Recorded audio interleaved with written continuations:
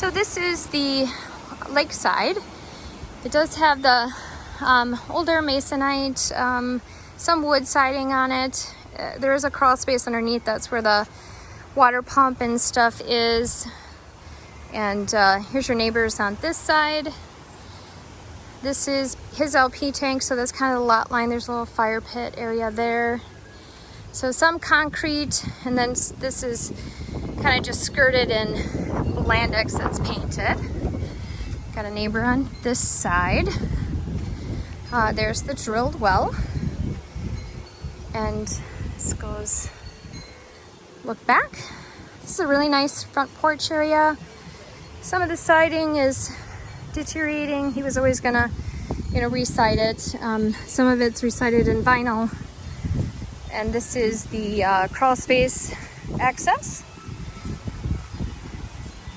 So, nice big maple tree in the front yard. It's got a 1-car garage plus a little storage workshop area.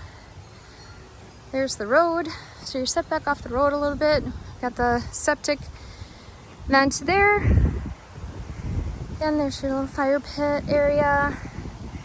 So the neighbor, they've got a really nice older couple. He used to be in business, so there's just a lot of stuff in the yard here, just full disclosure on that. But very nice couple. They're just older and, haven't been able to do a lot of spring cleanup.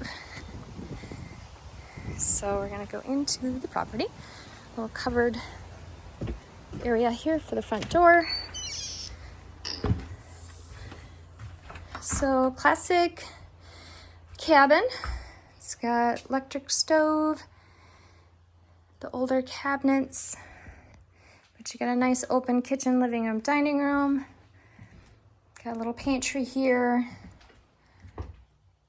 Bedroom number 1, and they just have the bifold doors, or the old style pull over doors. Access to the attic there. Electrical panel is breakers.